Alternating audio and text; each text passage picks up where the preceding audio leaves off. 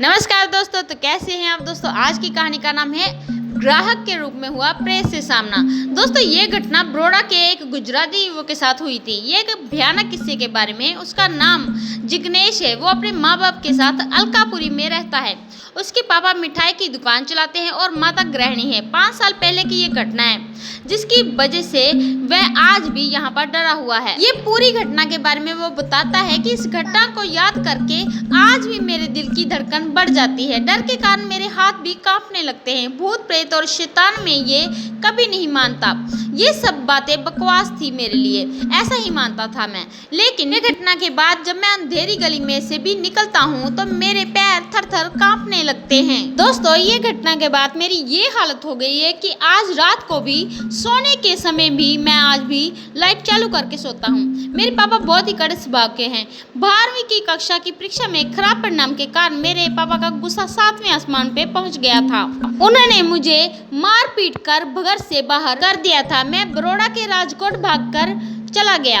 वहीं पे मुझे एक दोस्त ने रहने के लिए मदद की, लेकिन मुझे कौन काम देगा, क्योंकि मैं 12वीं कक्षा में ना पास हुआ था। नौकरी नहीं मिली, फिर भी मैं हिम्मत नहीं हारा।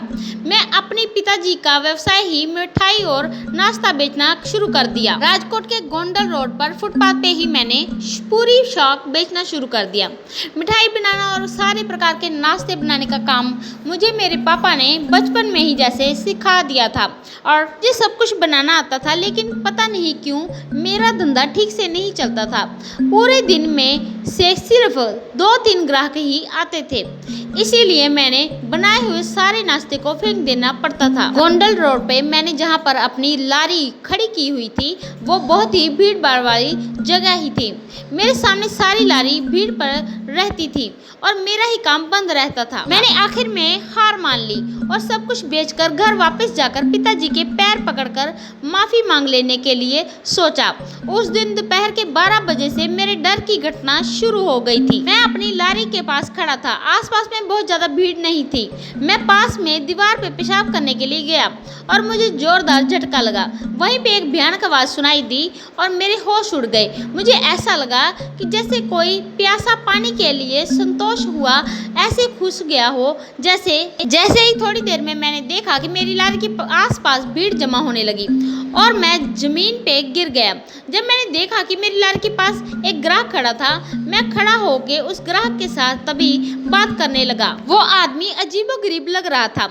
उसने मुझे कहा कि तुम्हारे पास जो भी खाने का नाश्ता है वो सब कुछ मुझे पैक करके दे दो। सामान पैक करने से पहले उसने मुझे पैसे भी दे दिए थे।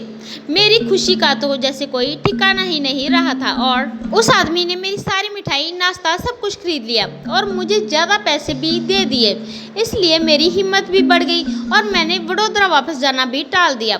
वो आदमी हर रोज आता और मेरी सारी मिठाई और नाश्ता खरीद लेता था। एक बार मैं बाहर घूमने चला गया और उस दिन मैंने लारी भी बाहर नहीं निकाली थी।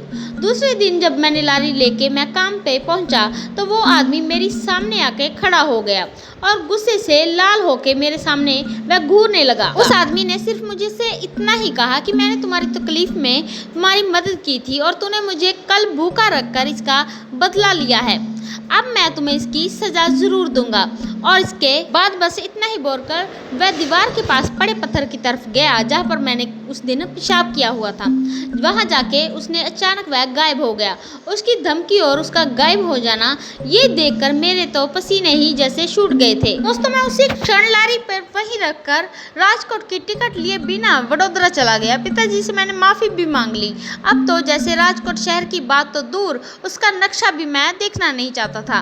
अब तो हर समय एक ही डर मन में सताता रहता है कि वो रहस्यमयी प्रेत इंसान मेरे साथ कैसा बदला लेगा।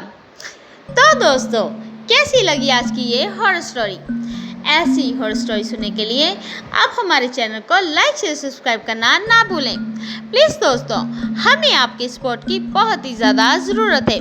और अगर आपको ये हॉरर स्टोरी पसंद आई है तो इसे अपनी फैमिली और फ्रेंड्स के साथ भी ज़रूर शेयर करें। धन्यवाद।